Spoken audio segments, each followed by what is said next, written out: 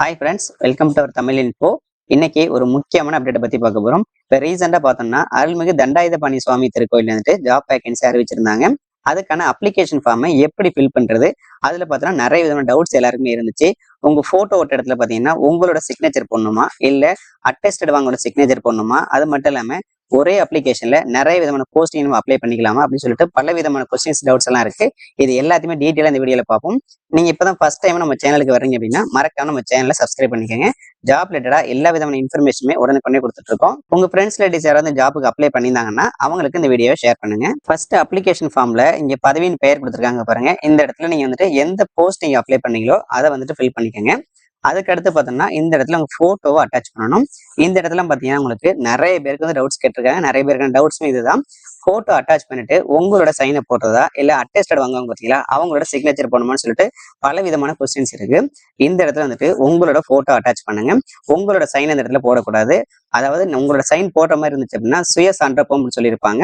இந்த இடத்துல அதெல்லாம் சொல்லவே இல்லை. அவங்க சான்றப்பம் மட்டும்தான் கேட்டிருக்காங்க. அதனால உங்க போட்டோ வந்துட்டு அட்டாச் பண்ணிட்டு நீங்க வந்துட்டு யாருக்கிட்ட அட்டெஸ்டட் வாங்க போறீங்களோ அவங்க கிட்ட கொண்டு போயிட்டு நீங்க வந்து அட்டெஸ்டட் வாங்கிக்கணும். எதனால அப்படின்னா இந்த நபர் தான் வந்துட்டு இந்த அப்ளிகேஷன் வந்துட்டு அப்ளை பண்றாங்க, இந்த போட்டோல நபர் வந்துட்டு இவர் தான் அப்படின்னு சொல்லிட்டு அவங்க வந்துட்டு வெரிஃபை பண்ணி அட்டெஸ்டட் வைப்பாங்க.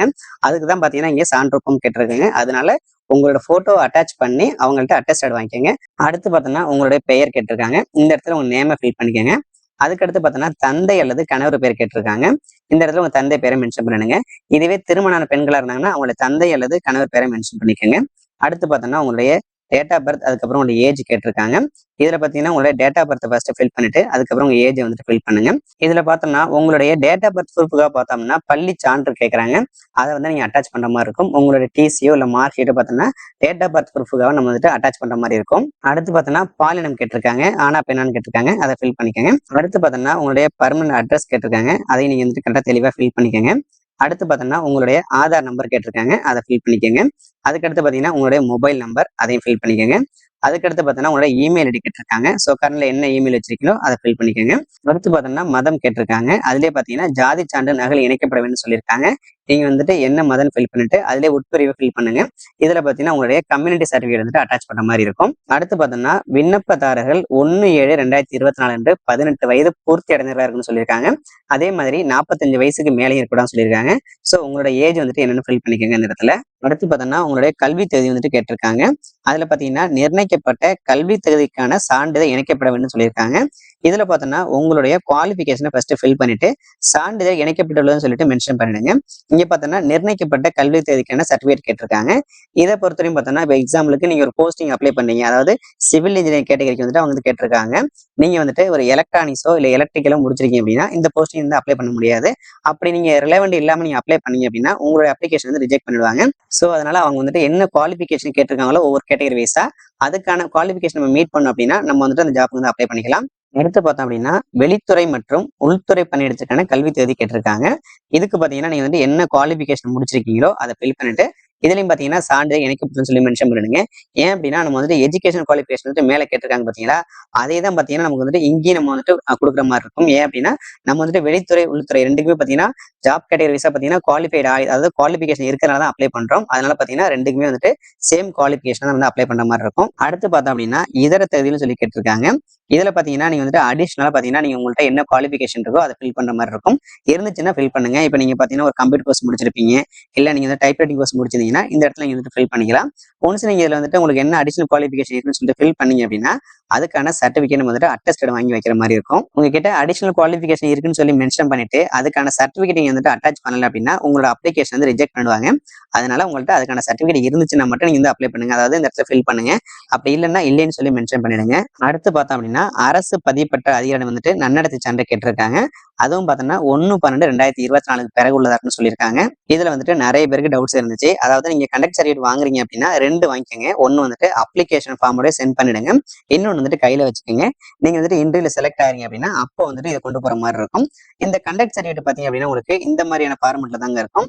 இதுல வந்துட்டு உங்களோட நேம், அதுக்கப்புறம் உங்க ஃபாதர்ஸ் நேம், அதுக்கப்புறம் நீங்க வந்துட்டு எந்த ஊரு, அதுக்கப்புறம் எந்த டிஸ்ட்ரிக்ட், எவ்வளவு வருஷம் உங்களுக்கு தெரியும் சொல்லிட்டு உங்களோட கண்டக்ட் வந்துட்டு இதுல அதாவது உங்களோட கேரக்டர் ஃபில் பண்ணிட்டு இந்த இடத்துல பாத்தீங்கன்னா அவங்க சிக்னேச்சர் பண்ணி அட்டெஸ்டட் பண்ணுவாங்க.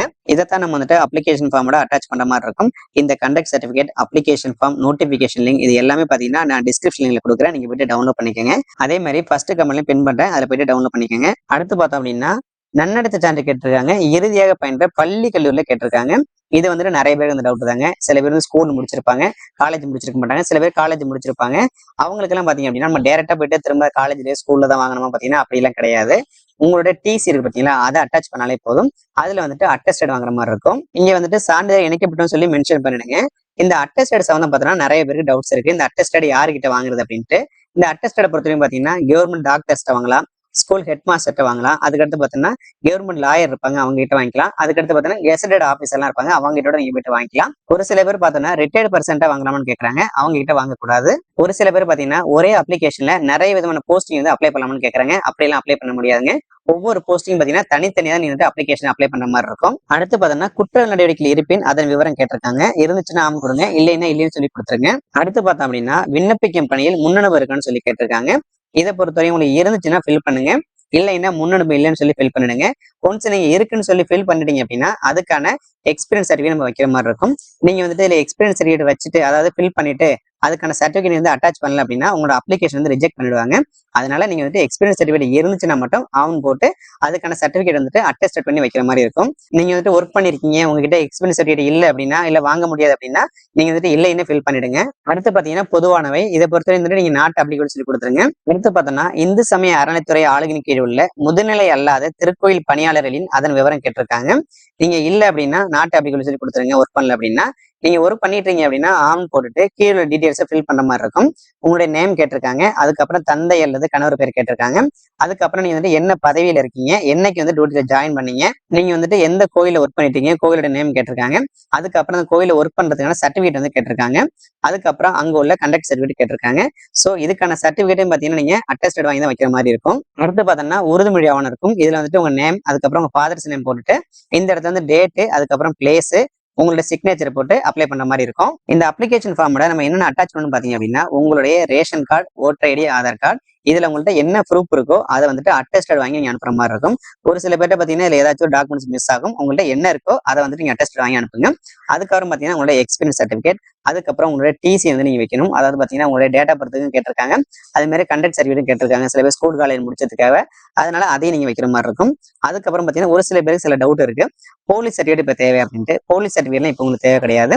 நீங்க ஜாப் செலக்ஷனுக்கு அப்புறம் தான் பாத்தீங்கன்னா உங்களுக்கு அந்த சர்டிஃபிகேட் தேவைப்படுற மாதிரி இருக்கும். அதுக்கப்புறம் உங்களுடைய கண்டக்ட் சர்டிஃபிகேட், அதுக்கப்புறம் பாத்தீங்கன்னா உங்களுக்கு கம்யூனிட்டி சர்டிஃபிகேட் அட்டாச் பண்ண மாதிரி இருக்கும்.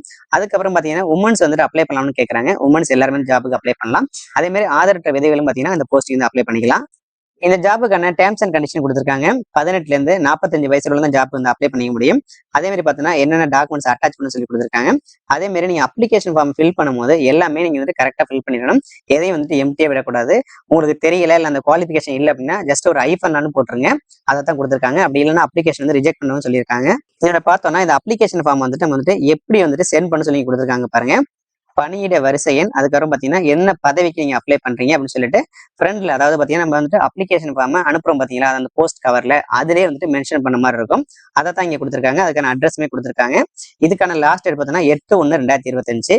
அதுக்குள்ள உங்களுக்கு கிடைக்கிற மாதிரி நம்ம வந்துட்டு சென்ட் பண்ணணும். உங்களோட அப்ளிகேஷனை ஃபில் பண்ணி போஸ்ட் கவர்ல அனுப்பும் போது இந்த ஃபார்ம்ல தான் பாத்தீங்கன்னா அனுப்புற மாதிரி இருக்கும். இதுல பாத்தீங்கன்னா வரிசை என்ன சொல்லி கொடுத்துருக்காங்க பாத்தீங்களா, இது பாத்தீங்கன்னா நீங்க வந்துட்டு என்ன போஸ்டிங் அப்ளை பண்ணீங்களோ அதுக்கு பக்கத்துல பாத்தீங்கன்னா வரிசை எண் இருக்கும். இப்ப இங்க பாத்தீங்க அப்படின்னா வரிசை எண் கொடுத்துருக்காங்க பாத்தீங்களா, இதுல பாத்தீங்கன்னா 1ன்னு கொடுத்துருக்காங்க. இது பாத்தீங்கன்னா இளைநிலை உதவியாளருக்கு. அடுத்து நீங்க சீட்டு விற்பனையாளருக்கு அப்ளை பண்ணீங்க அப்படின்னா இந்த இடத்துல வரிசை எண் 2ன்னு கொடுத்துருக்காங்க.